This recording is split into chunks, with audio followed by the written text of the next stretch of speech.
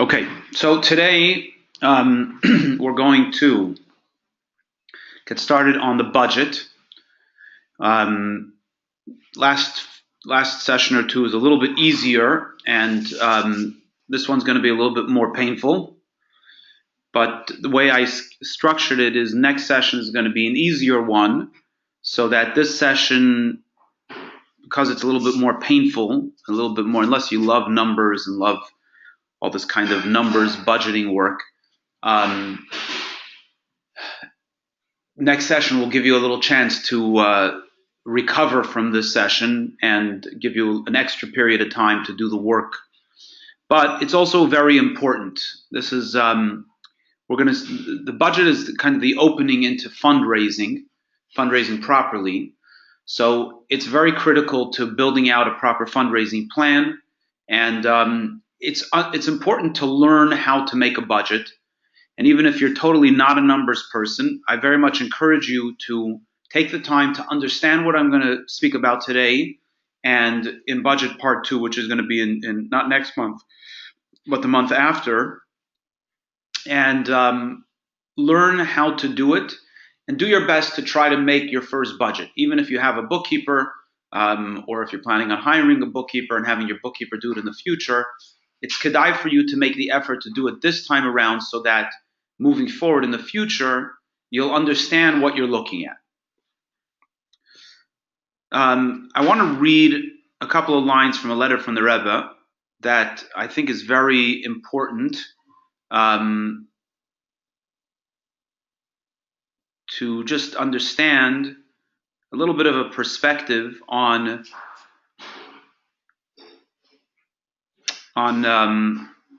the way the Rebbe looked at budgeting. So here it goes. Shalom Uvracha. It's from Baruch Hashem Yud Dalid Cheshvan Tafshin Yud Tes. Shalom Uvracha. Ubechlal kvar amarti leblank sheyichya. Sheyefsher le'ezem moisid ve'irgen sheyiyah l'nal avodah kedebai be'im ein kol hashara b'negea le'inyan shemaschilim im kein klutais meha'aver.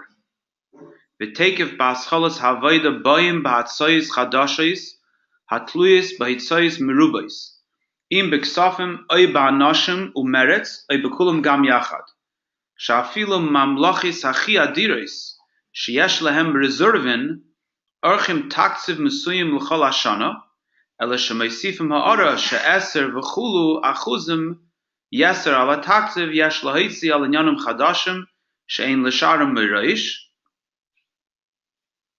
Kimasa be'es shahataktiv eine be'erich ze imkain min akatze el akatze. So So as you see from the letter, the entire concept of a budget is a prerequisite to running an organization successfully. So if you want a tip to get your budget in shape and know where you're up to and what you really need to raise. So that might be easier said than done, because in a budget you need to analyze what you really need and not just what will let you get by. In other words, we're not looking just to get by and to finish the year in the black, but we're actually looking to grow our programs. And it has to take into consideration past debt, and it has to take into consideration future growth. And you have to know where the money's coming from. And you have to set goals for each potential donor.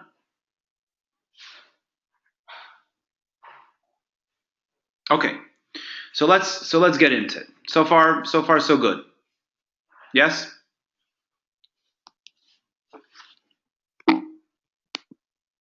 Okay.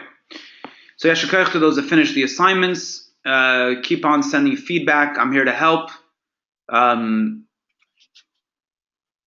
Those of you that are taking advantage of my offer to help, I think are benefiting. Those that are not, are not. So I'm here to help. Don't be shy and don't be afraid to call on me. I make myself available. So let's talk a little bit about a budget. A budget is a critical tool to achieving stability in your organization. It's intended to be a tool that guides how an organization does what it does, when it does it, and will help refine the why it does it as well. Let me say that again, and understand that a budget is an extremely important tool. It's intended to be a tool that guides how an organization does what it does, when it does it, and will help refine the why it does it as well. You'll learn how to create a budget and learn how your budget incorporates and guides your daily fundraising activities. You'll also learn how to properly record your financial information, how to report, how to read the reports, and utilize them to further refine and stabilize your operations. And your assignment is going to be to get your books in order and to create a budget utilizing this method and start operating from your budget. Now, the assignment is going to be 2 parts. The first part, which you're going to start with this month, and the second part, which you're going to conclude in 2 months. And it's in that process that you're going to start using your budget properly. So, is budgeting a conflict with l'chatchila river? We've spoken about this in other contexts and other aspects of getting organized in the Chabad house. And there's always a tension between being organized and being mesudar and the idea of l'chatchila river. And so it's important to ask the question, why can't Yossi Grossbaum log on? I don't know the answer to that. What's challenge is he having Levi? Does he want to call in?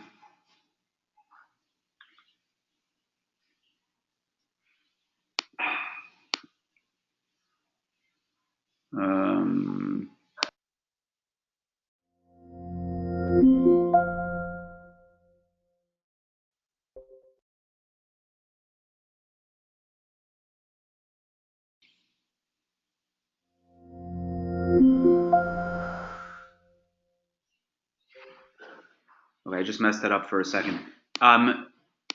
If he wants to call me on my cell phone, he's welcome to, and I'll just put him on my microphone on my cell phone. You want to tell him that? If you want to tell him that so I don't hold everybody else up, tell him he can call me on my cell phone, and I'll put him on my speaker.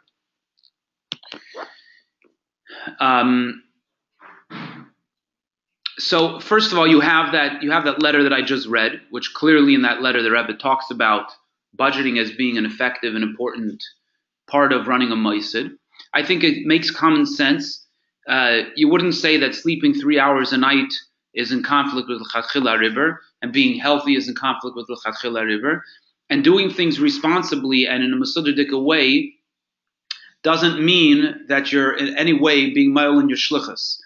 Where it becomes a problem is when you are allowing the budget to dictate what you're going to do or not. What has to be dictated is that I'm going to do my shlichus, I have to do this program, now I have to figure out how much money I need to raise. Now I'm going to go out and raise it. But there's a difference if you wake up in middle of March and say, oh, you know what, it's Purim coming. Let's decide this year, Purim, to do this very expensive $20,000 program. You only have a $200,000 budget, and you have no idea how you're going to raise that $20,000 to make that Purim program happen. That's not called the Chatchila Riber, that's called suicide. But if you have a good reason to do a $20,000 program, and it's going to have a tremendous impact, and you're going to go out there and raise $20,000, and you can justify raising that, and you can succeed at raising that, and do the Purim program and have an amazing impact, then by all means, use that L'chatchila River to motivate you to go out there and raise the money and make it happen. So there's really, the L'chatchila River is intended to motivate you, but that becomes the Eiris D'Toyo that then require the Kelim D'Tikkun. And ultimately, if you use the Kelim D'Tikkun to have enough money in the bank, you would then utilize that time to make a much greater impact on your community and to fulfill your shlichus in a much more effective way. So I think if we're all honest, we will we'll see that a truth is that effective fundraising and being masudar and having an effective budget, if it indeed produces more money and more smooth operations and allows for us to do our shlichus more effectively, then it's not at all in stira to lechatchila riber, and on the contrary, allows for us to have lechatchila riber and operate in a lechatchila riber dika oifen, and that ultimately that approach is going to be much more impactful. So let's talk about some myths about about budgeting. So myth number one is if you have plenty of money, budgeting is pointless. Myth number two is life becomes miserable once you start budgeting. Myth number three is budgeting requires too much math and time. Number four, you don't need a budget if you're smart. And number five is budgeting is stressful and panic inducing. So let's break this down briefly. If you have plenty of money, budgeting is pointless. That's not at all true. The opposite is true. If you have plenty of money, budgeting is extremely important. It ensures that your money doesn't disappear. It ensures that your money is spent responsibly and spent in good places. Life becomes miserable once you start budgeting. The opposite is true. When you start budgeting, life becomes much more smooth. You're not worried about the money disappearing. You know where your dollars are going. You know where it's being spent. You're comfortable. The worst thing is you have money in the bank and then one day the money's gone and you have no idea where it went. That's very frustrating. Budgeting requires effort on the front end. But once you spend the time on the front end doing the budgeting, then you don't have to worry about it anymore. Then the effort for the budgeting goes away. Then you need a good bookkeeper to do the data entry. You need the good tools, which we'll talk about a little later. And then you don't need any math and you need minimal time. You don't need a budget if you're smart. That is not correct at all. Being smart has nothing to do, it's very hard to manage the numbers that a simple program like QuickBooks can handle for you and can generate the reports that you need to see how you're doing with your budget. And budgeting is stressful and panic inducing. Panic inducing not. It can be stressful if you don't know what you're doing. It can be stressful if you have never dealt with numbers before. But once you learn what it's going to do and once you learn what it's going to produce, it should take away most of the stress. But maybe that's not the biggest myth on this sheet. It may be stressful a little bit in the front end, but I think over time it stops being stressful and it actually becomes extremely liberating. One of the things I've enjoyed doing when I'm working with shluchim on creating budgets is waiting for that moment when the shliach says, that's why we did this. Now I see. Now I have the clarity that I need in order to be able to do my fundraising and understand how I operate. Any questions so far?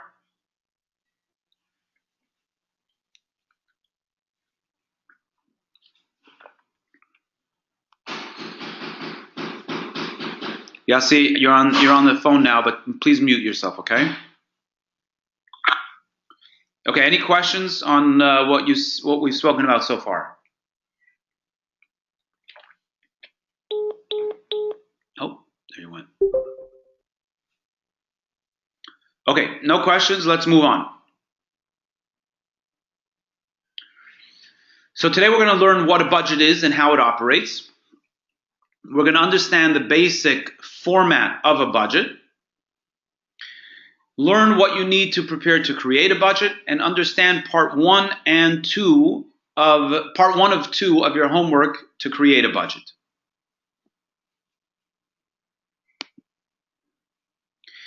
And in the second session on budgeting, which we're going to do in 2 months, we're going to complete in the first session, we're going to do the income side of the budget. And in 2 months, we're going to do the expense side of the budget. And in that session, I'm also going to tell you which reports to generate, how to read the reports, and how to use them correctly. And you'll already understand this, but I'm going to show you how to use a budget to predict future trends, areas where you need to focus your energy, and to help you achieve peace of mind.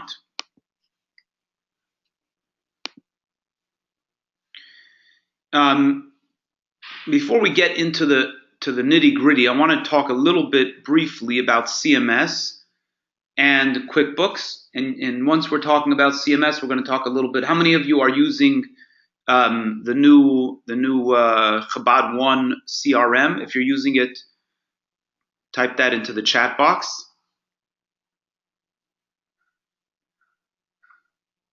Is anybody here using the new CRM?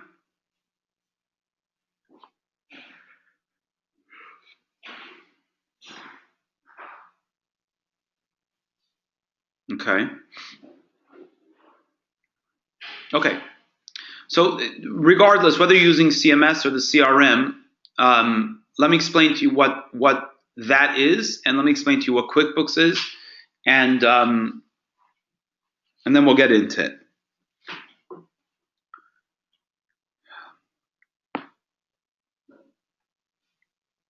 So CMS is a database. Its primary function is it was built to track individuals, to keep track of people, in order to maintain the relationships with people, which is what a CRM is. CRM stands for Customer Relations Manager. The difference between CMS and CRM is that CMS is built on an access platform, which means it's built on a static platform. It's built on a computer that the actual data resides on a LAN computer.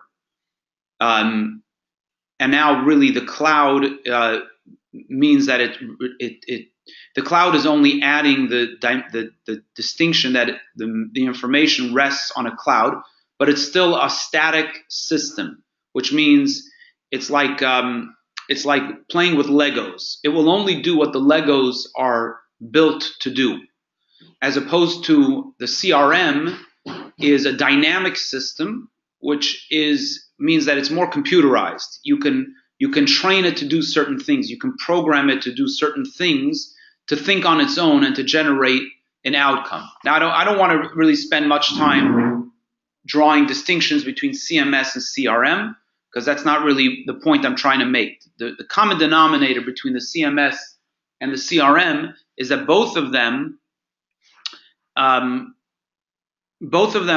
about maintaining relationships with the customer.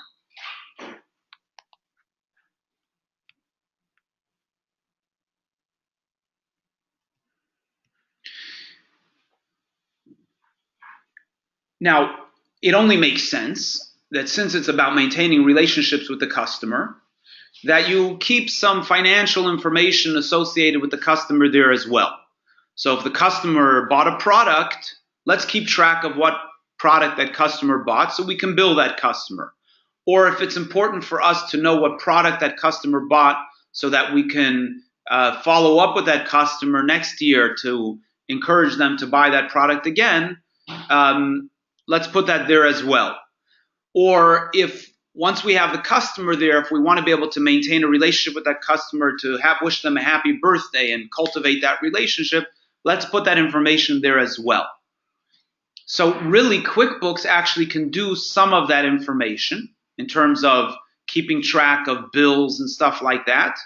But QuickBooks is not really built to cultivate your customer as a customer. And most CRMs are not built to service the unique type of customer that's a Chabad House customer. So that's why you have Chabad.org is creating a CRM that's a dynamic CRM that's designed for a Chabad House. And that's why Pinson created CMS, which is a access-based system that has some of the frills that are designed to service a Chabad House customer as well. But what both CMS and the CRM are lacking is the financial aspect, which is the skill and the quality and the superiority of QuickBooks. So again, Pinson brought into CMS some of the financial dimensions that QuickBooks has, but QuickBooks is the king of financial record keeping, and financial, most importantly, financial reporting. So you could use CMS to generate checks. You could use CMS to reconcile bank accounts. But where CMS falls terribly short is when it comes to budgeting and to generating good, solid reports that you need in order to see how you're doing from a health standpoint in terms of your finances. So when you're running a small Moisid, and when I say small, I mean your first 2 or 3 years where your budget, where your reports are not that critical, it's okay to get away with doing your finances in CMS. But after you've been on Shlichus for 2 or 3 years, and you're starting to have balabatim that are invested in you, you've got to be using QuickBooks to manage your expenses, to track your expenses. You also need to be using CMS or CRM or ACRM to be tracking your donors, because that information is very critical to nurture those relationships, to cultivate those relationships, and even to some extent for tracking the financial aspects of those people, whether it's Hebrew school bills, the donation pledges, and so on. That's very important. But handling the expense side of things, tracking the expense side of things, and being able to generate the reports, creating budgets, you must be using QuickBooks in order to do that. Without QuickBooks, you're not really harnessing the power that's out there to create effective budgets and to create effective reports that are so critical to being able to manage your Moisid effectively. Does that make sense? Was that understood?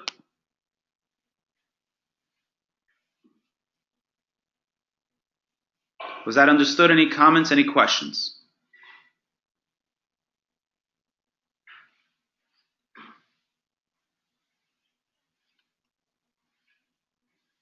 Okay. Can I ask you a quick question? Yes. Just a technical question. You record individual donations, payments, etc. on, let's say, CMS and on QuickBooks, or do you just do like a batch, every day or every week or whatever as a general, or deposits or something, whatever, but not linking to an individual, not linking to a specific payment? Very good question. That's a very good question. The answer is, let me answer your question by explaining what the objective is with QuickBooks. In QuickBooks, I don't care who the donor is, but what I Right. very much care is what the money comes for.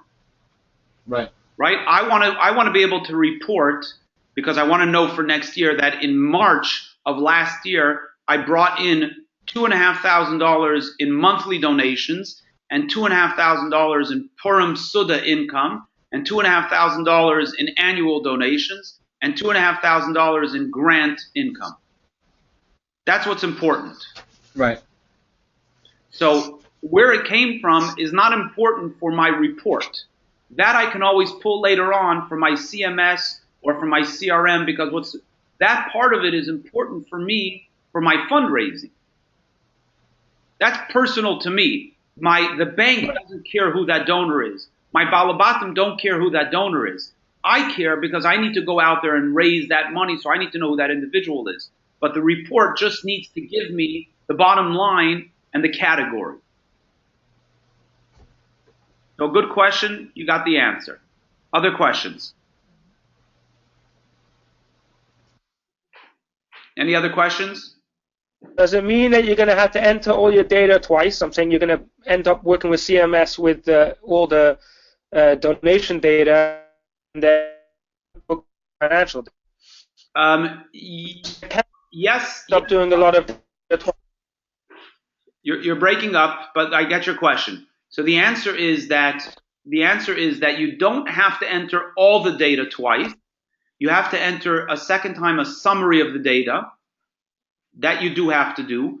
But two things. First of all, I know that in CMS there's a tool that he created that you should be able to generate a report, and I believe that there's even a tool that you should be able to export and import straight into QuickBooks the summary for that.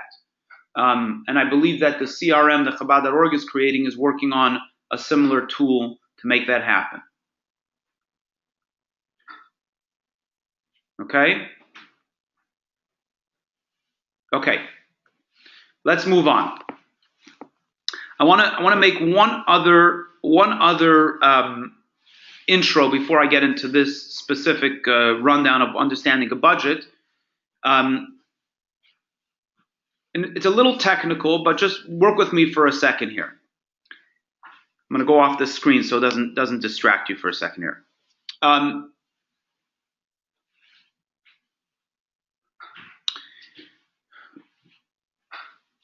Let's actually, if everybody for a minute would put into the chat box, what is your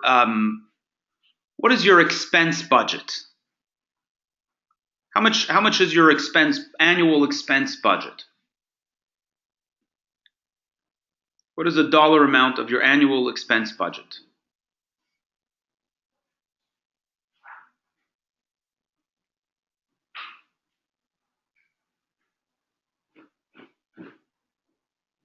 Okay, 140,000.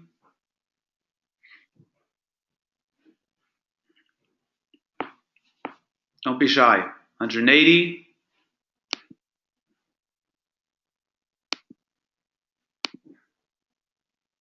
Chessie, you there? Okay, beautiful. So 180 divided by 12 takes us down to, what are we, about 15,000. Okay, 15,000 a month. 140 is even less than that. Let's just go with the 180 for right now. So it's 15,000 a month. So 15,000 a month. If we have a discrepancy, let's say you've got a break-even budget, halavai, right? Let's say we have, between our programs and donors, we have a break-even budget. When you have a discrepancy or a deficit, a miscalculation of an event, you're doing one particular event that you're expecting to bring in $5,000 and you fall short by $1,000. So you can say, okay, look, it's just one event, it's just $1,000, it's not a big deal. And Taka, it's not a big deal.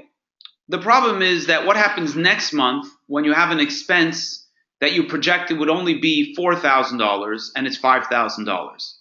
And then the next month there's a donor that you expected that has a history of giving you $10,000 a year that this year decided to give you $5,000.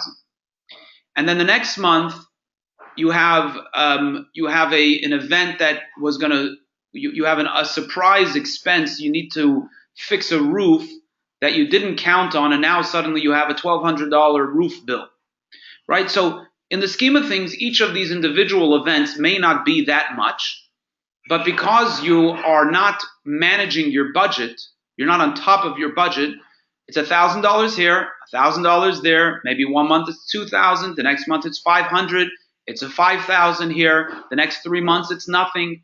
But before you turn around, the end of the year comes around, and you're suddenly stuck holding a $5,000 to $15,000 shortfall. So it's important that when you're looking at your budget, you're looking at your budget on a monthly basis, and you're managing your budget on a monthly basis. And those little details of a $500 or $1,000 profit or loss on an individual event, a profit or loss on an individual balabas's gift or not gift, doesn't become something that gets brushed under the carpet. Again, it's not the end of the world, but it has to be in your consciousness, and you have to remember it, and you have to be on top of it, and you have to be focused on it in order to ensure that it doesn't become something that you ignore. And when you decide to take on a new program in the middle of the year, you understand that there are consequences to that. The taking on a new program during the year means that if I'm going to take on this new idea because it sounds like it's the greatest idea for Purim, you're getting bombarded now every day with, this one wants you to do this kind of shalach manas and that shalach manas, and you knew you were going to do shalach manas, but hey, this one's only $2.50, and if I send it to all 500 people in my database, it's only going to be this, and then say, well, I didn't plan to spend $2,000 on Shalach Manas, even though it's a great deal. So now I'm going to suddenly spend $2,000 on Shalach Manas. I was only planning on spending $750 and only sending it to my top 200 Balabatim. Okay, it's not a bad idea to send it to all 500, but where are you going to get the money for that from? So, okay, you want to do this lechatchila riberdika thing? That's great. Go out there and find the $1,500 difference that you need in order to make it happen, so that it doesn't become something that you say, well, I'm going lechatchila riber. Okay, you want to go lechatchila riber? That's great. Go find the money, so that it doesn't become something that now starts weighing you down. Because next month you also want to have lechatchila riber and distribute shmura matzah to a whole bunch of people. These little dollars, they add up. And that's where the burden begins. That's where the burden begins to weigh us down. So I gave you this introduction because I want you to understand that $500, especially when you have a budget of $180,000, becomes that much more. When you're dealing with budgets of $1 million, $1.5 million, just by nature of that, you deal with balabatim that you deal with more balabatim. You're dealing with larger balabatim. So you can afford to play around with a $500 thing a little bit more easily. The danger grows from a $500 throwing around to a $5,000 throwing around, but you still have to manage those dollars. In your cases, smaller budgets, you have to be handling the $500 and $1,000, and you can't ignore them. Okay, now let's get into the definition of a budget and what the budget looks like when it's done, how it works, and what your homework is for this month. So, what is a budget? A budget is an estimate. This is a little bit of sophisticated terminology, but let's work with it for a minute here. And a budget is an estimate of costs, revenues, and resources over a specified period, reflecting a reading of future financial conditions and goals. Let me break this down for you. An estimate of costs means that it's an estimate. You're assuming what things are going to cost you over a specified period of time. So let's assume you're going to do this over a 12-month period of time. It's an estimate of what things are going to cost you over a 12-month period of time, what revenues you're going to bring in. Revenues means anything that's coming in. So any money that's coming in, it could be payment for a Purim Suda, it could be a donation, it could be a resource. A resource could be somebody who's donating a space to you that you don't have to pay for. You still have a cost associated with it, but you have a resource covering that cost. So that's what a budget is. A budget is an estimate of costs and revenues and resources over a specified period of time, which reflect a reading of future financial conditions and goals. Now, what is the estimate based on? The estimate is based on something. It's not fantasy. It's not just a number you pick out of a hat. It's an estimate based on some kind of history or some kind of logical conclusion. Why should you assume that a Purim Suda is going to cost such and such? Either because you've done it in the past, or because you sat down with a pen and paper and said, okay, so I have to rent a space. I'm going to pay for entertainment. These are what clowns cost me. These are what a magic show cost me. This is what I probably need to spend on decor. This is what food is probably going to cost me because I'm probably going to have 50 people. And it's probably going to bring in, if I get 50 people, then each person paying $15 is going to bring in approximately this amount of people. Plus I'm going to get 3 sponsors, so I'm probably going to bring in this amount of money, et cetera, et cetera. So I have an estimate of what the Purim Suda is going to cost me and what the Purim Suda is going to bring in. I also have an estimate of what my salary is going to be because I know what I need to live. I also have an estimate of what it's going to cost me to rent a storefront. I also have an estimate of what my donors are going to give me because last year and the year before, these 50 donors gave me this amount of money. And I can project that if these 50 donors gave me these past 2 years, they'll probably give it to me again this coming year. And I could also project that it's likely that I can also get 5 new donors at this and this amount of money, and so on and so forth. So based on that estimate, I can project that the future financial conditions are going to be such and such. Now, I also have certain goals because this coming year, I also want to do not just the same kind of Purim party I did last year, but I want to add a new Purim party. Or I don't want to only do 2 menorah lightings like I did last year. I want to do 5 this year. Okay, so what are my goals? It's going to cost me 3 times as much and cost me 5 times as much and so on and so forth. That's the shita, that's the svara of what a budget is. It is one of the most important administrative tools that an organization can have. A budget serves also as a plan of action for achieving quantified objectives. Let me say that again and explain it. It's a plan of action for achieving quantified objectives. Again, let's use the Purim party. If I expect to bring in $1,500 at my Purim party, that means that I need to bring in 100 people paying $10 a piece and 5 people sponsoring at $100 a piece. So now I have a plan of action to bring in, it becomes a plan of action for my marketing or my efforts in both fundraising and in getting people, in the efforts that I'm going to make to attract people to the event. It becomes a plan of action for me that if I need to bring in $5,000 in donations in March, I need to go out there and make sure that I have the donors lined up for March that are going to bring in those dollars. It becomes a standard for measuring performance. How do I know whether I sat on my behind the whole March or I did something in March? Let's look at the bottom line. Did I bring the money in? Did I not bring the money in? Did I spend too much in March? Did I not spend too much in March? Did I overspend? Did I cover my back? Maybe I did spend more than I projected, but I also did that because I ended up bringing in 150 people instead of 100 people. And very, very important is number 3, which is it's a device for coping with foreseeable adverse situations. This goes back to my akdama, that when you're using a budget the right way, you don't wake up 6 months after you're in the hole, 6 months after you're in a deficit and say, oh, I should have seen this coming 6 months ago because every month for the last 6 months we've been behind $1,500, $2,000, and now I'm in the hole $15,000. What am I going to do about this? You don't wake up 6 months later because every month you're looking and saying we're short $2,000 this month. I need to bring in an extra $2,000 next month. Okay, so let's pause and get some feedback. How's this all speaking to all of you?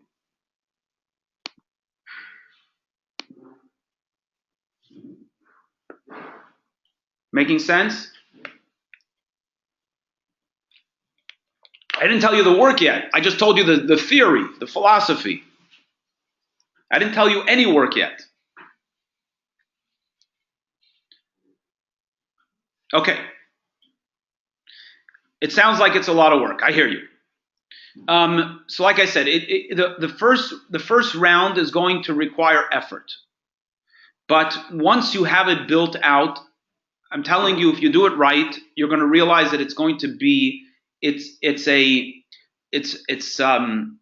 like, it really is like having a healthy body and being able to wake up in the morning and having good health and feeling like you're ready to take on the day because you feel well, as opposed to waking up in the morning and being. Ask you a quick question. Yeah. So it's not negate the background, but the bottom line is that I can relate to what you're saying. I very much know what it's like to have the accounts in order and with budgets and all of that, because at some point we were basically there. We've fallen out of that for the past couple of months, or maybe close to a year almost, actually 10 months already, for various reasons. The shaila I had for you is, if we're going to get a bookkeeper to record these things and to keep track of everything so that we'll be able to make proper budgets and keep record of past expenses, what's a realistic amount of time we would need per week for someone to do this? I mean, does it make sense to be thinking I could get away with getting someone for 2 or 3 hours a week? Or is that too little, or is that too much? Let me say this. I think the right way to do this, it's going to be a little bit in spirit to what we spoke about last time in terms of employee management. I think the right way to do this is for you to create the budget, for you to do the actual bookkeeping, for after you've done the budget, after you've created the budget, if you've got the kishkas for it. If you absolutely don't have the kishkas for it, then work with a bookkeeper. But I think the best thing for you. The reason why it hasn't happened in the past 10 months is because we had a volunteer and it was working really nicely, and I just everything else is a priority when it comes to me having to do it. I'll put it on my schedule. I'll plan to do it. I'll clear everything else off, but somehow I managed to find other really, really pressing, important things to deal with instead of dealing with the bookkeeping. It's ridiculous. It's not helpful for me to have to deal with it. Okay, so maybe you and I should talk about it offline. But fundamentally, I think in a smaller Chabad house, I think having a bookkeeper come in probably twice a month, you have to find, a lot of it's going to depend on the bookkeeper. You probably don't need a bookkeeper more than, I would say, 15 to 20 hours a month, and probably practically, if you could have a bookkeeper come in, let's say once a week for 5 hours, that's probably the best way to do it. Let a bookkeeper come in once a week, every Monday for 5 hours. Like this, you need to be around so that you can answer questions for the bookkeeper. Bookkeeper can come in, reconcile accounts, enter in data, generate checks, and so on and so forth. That's the ideal way to do it. Sometimes a bookkeeper will want to come in once a month. Maybe they'll want to come in more than once a week. That's going to be the question. But I think in terms of making the budget, it's really important that you be very involved in making the budget the first time around. Okay. Okay. Now, in terms of let's I want to get into the budget. Okay. So, what I'm going to do now is first thing I want to do is I want to show you what a budget looks like.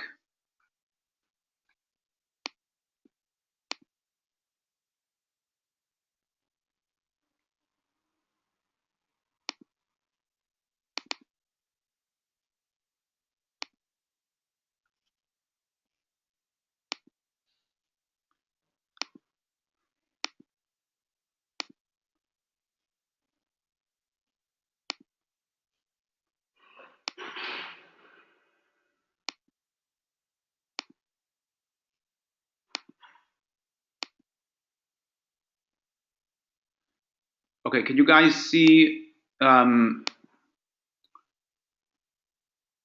is this not letting me do this here?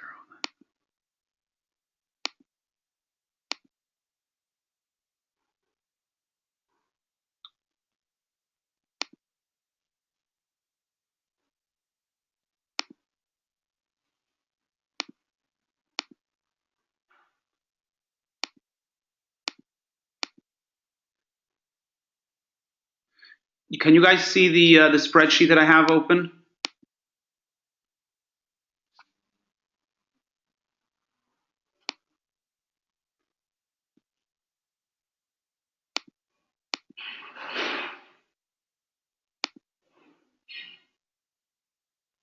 Why isn't it? Oh, okay, wait. Now. Okay, now you should be able to see it now, right? Yes, okay. All right. So let me go through this, and I'm going to tell you how to create this here. So first of all, the first thing I want to put your mind at ease a little bit, the only thing I want you to focus on for the next 2 months is income. The only thing I want you to focus on is income. Okay? Not expenses, but I'm going to show you a little bit, just give you a general tour of the budget. But the only thing I want you to focus on is income. So a budget, and I'm going to email everybody this spreadsheet. So a budget this is an annual budget, but the budget is broken down by months. What I mean that it's broken down by months, it's not just a 12-month dollar amount divided by 12. It's actually put in according to the actual amount that's projected on the income and expense per month. Let me say that again. It's not just, okay, I'm expecting $50,000 in donations, so therefore it works out to X number per month. I'm expecting 5,000 in January, 2,000 in February, 8,000 in March, 1,000 in April, and so on and so forth. I'm expecting to spend 10,000 in January, 2,000 in February, 5,000 in April, and so on and so forth. You want to have the numbers as accurate as possible in the months in which they occur. Now, I encourage everybody to pick the 12-month cycle that works best for you. Right now, do a 6-month cycle. I want you to learn how to do a budget in this way. So right now, why don't you work on creating a budget? Right now, I want you to create the budget only in Excel. Don't worry about QuickBooks right now. I want you to create the budget in Excel. Later on, we're going to put it into QuickBooks. But right now, I want you to do it in Excel. Your budgets aren't going to be that complex because your moistus are small, so they're not going to be that complex. I want you to start off in Excel, and later on, we're going to move it into QuickBooks as we get there. So your budget has the main screen, which is the months of the year, January through December, and we have income categories, and we have expense categories. Okay, like I said, we're only going to focus on income categories right now, and I don't care how you do this. This is the way I do it. It's pretty simple. You have donations, sponsorships, fundraisers, program revenue, tuition revenue, and profit centers. These are my general categories. 1, 2, 3, 4, 5, 6. 6 general categories of income. Okay, these are the income categories. Now, what's most important of these things, so now everything below here, line 8 and down, are pretty much static numbers. You'll look at last year's history, and you're going to make your best estimate. So what is the Sukkot party going to bring in? If there is a Sukkot party, the Sukkot party is going to bring in X number of dollars because, like you said, you're expecting 100 people at $10 a person, it's $1,000. We're also expecting with Hanukkah party is going to bring in December, it's going to bring in 100 people at $10, so it's going to be $1,000. Hanukkah party.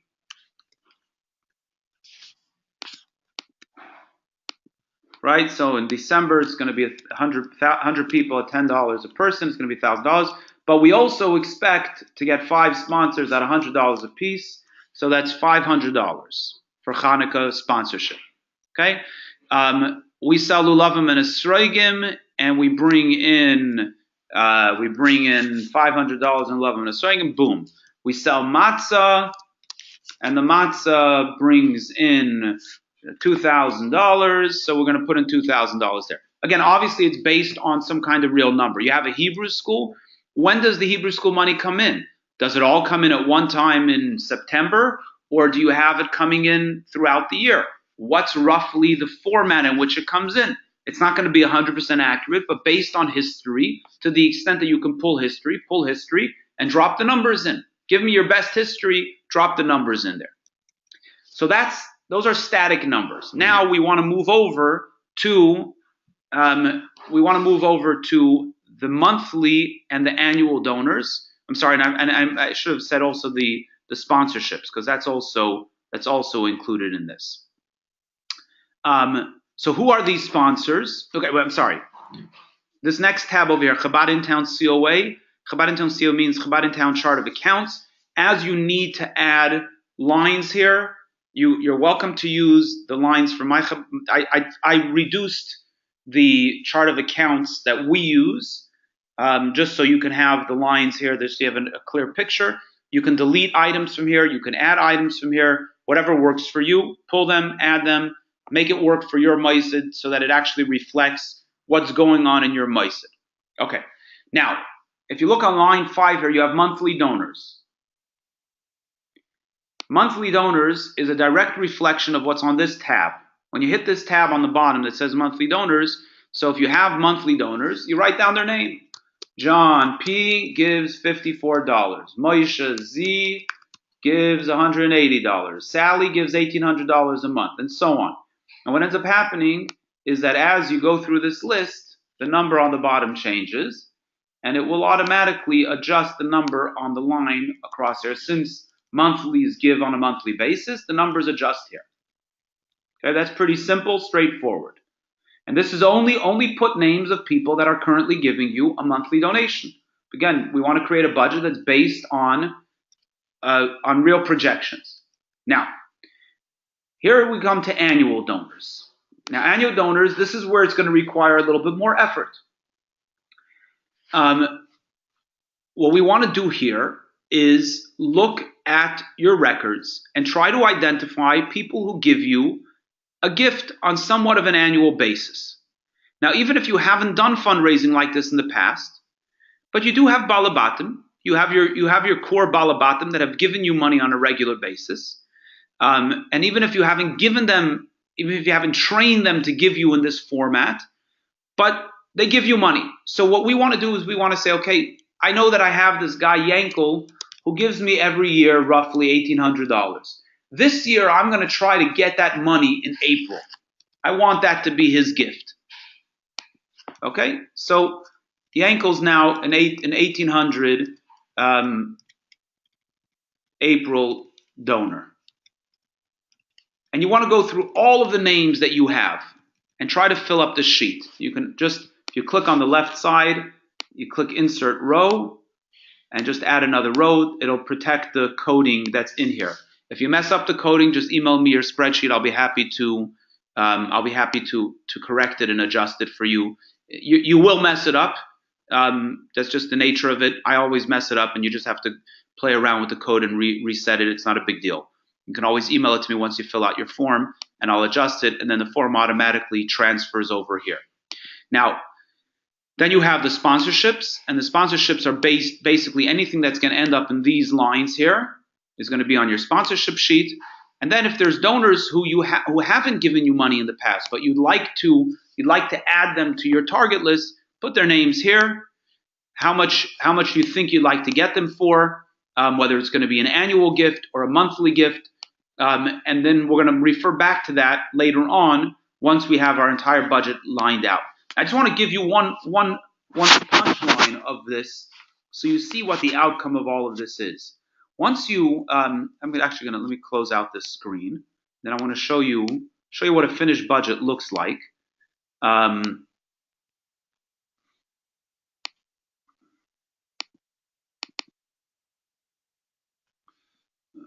This is not a good example.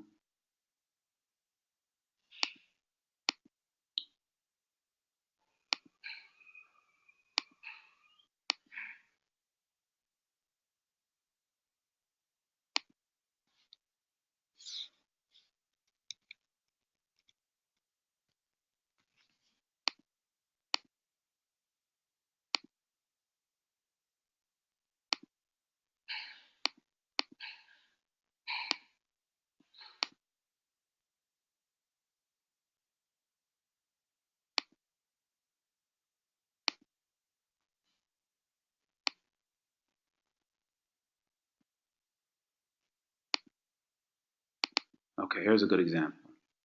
Not a great example because that's messed up, but anyway, let's work with this here.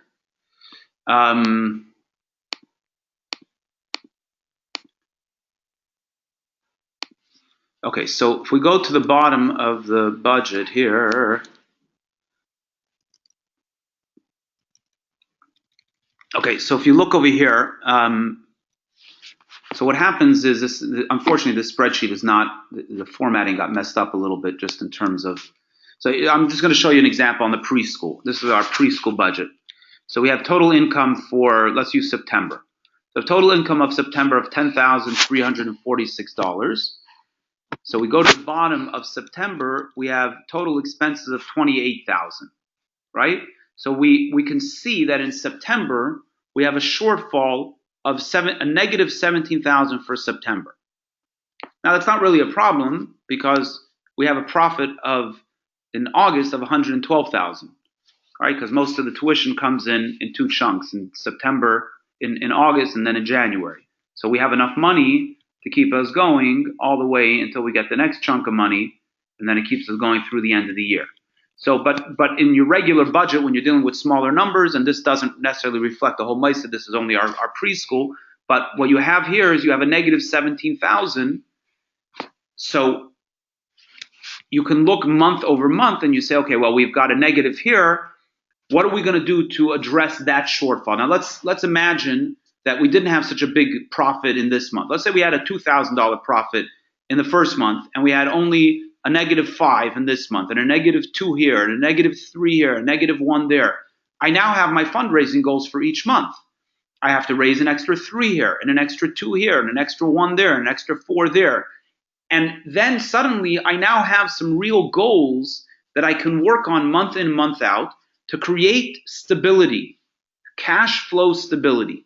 If you look at the end of the day, most Chabad houses, and I've done this long enough, and I've asked this question enough times to know that what I'm saying is accurate, that many Chabad houses, the reality is that at the end of the day, many Chabad houses have, they're not carrying, year over year, they're not carrying significant debt. They're not more in debt 1 year over the year before. But what's happening is that there's never enough money. So you ask the question, why is it that at the end of the year you don't have more debt than the year before, but yet there's never enough money? The answer is cash flow.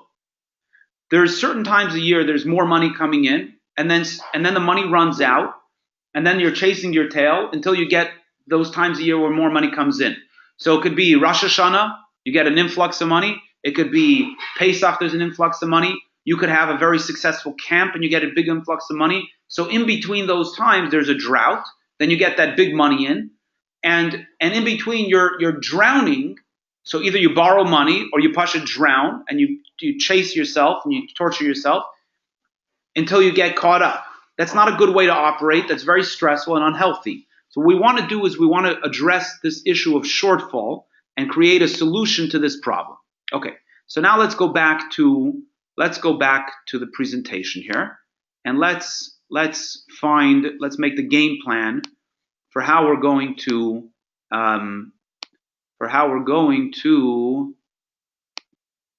pull this all together.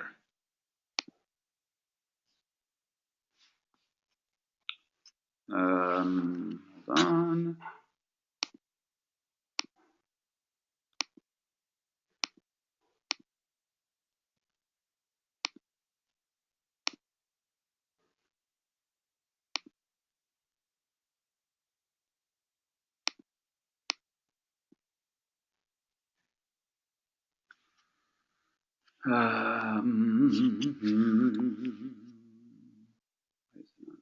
Up.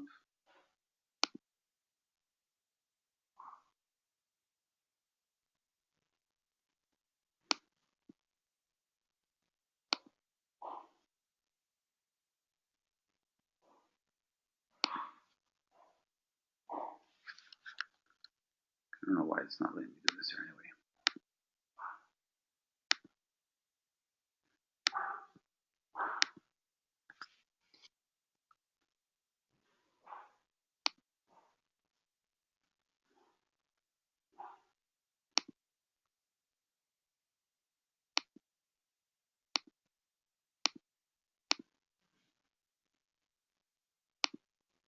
Okay.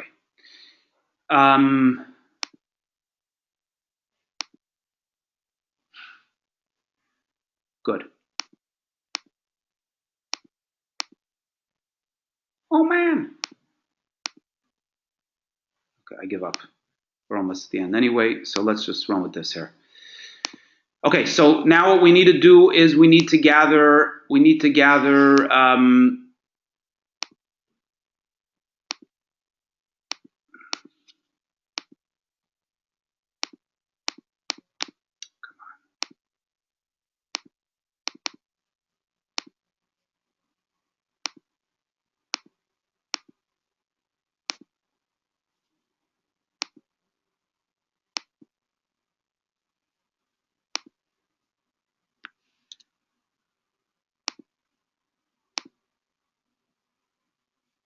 okay.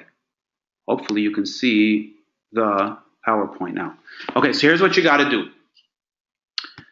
have a plan for 12 months. Gather any records you may have, check stubs, bank statements, etc. So this is how you put it together. You gather records, gather any check stubs, any bank statements. If you do CMS reporting, have that open in front of you. Determine the categories that I just showed you in the spreadsheet. Pick the ones that you want for your income. Don't touch your expenses. Just don't bother with the expenses right now. It's not worth it. Just look at income. Just income, focus on income. It's much more enjoyable anyway to focus on the income side of things. We'll worry about the expenses later. Gather your donor lists. Any lists you have of donors, pull them together and begin to fill in the budget. Put in your monthly donors, put in your annual donors, put in your sponsors, put in your projections for all the holiday programs, what money you're expecting to bring in. Fill all that stuff in and begin to fill in that spreadsheet until you finish let's do, like I said, let's do 6 months. Start, let's say, with let's start with May, June, July, August, September, October. So from May through the high holidays, fill in all income you can for those 6 months. And that's it. That's your homework for the next month. For the next 2 months. The next month's homework is going to be much easier. I don't remember offhand what the next webinar is about, but it's going to be much easier. But this is your opportunity to gather your donor list, to start organizing that, put that together. And then once we do the expenses, then you're going to have a tremendous amount of clarity for pulling together your budget and to begin to tackle your fundraising. Okay, questions? Fire away.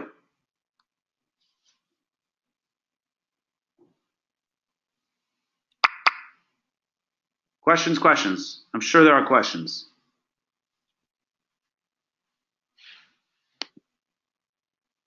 Hello. Text questions, ask questions, call questions.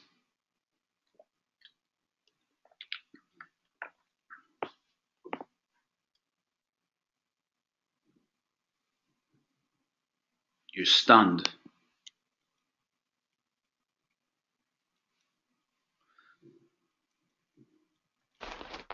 Currently, I don't have QuickBooks, so I don't. Should I be thinking about QuickBooks right now, or is that for a later time? Don't worry about QuickBooks right now. We'll talk about it at the end of next session. We'll talk about it. It's not for the income side of it right now. It's not critical at all. It's only going to become critical on the expense side, and it's only going to become critical once we begin to enter in the budget. So you got at least 2 months to worry about it. I mean, if there's a good deal on QuickBooks, you can get it, but don't. I wouldn't spend any time on it right now.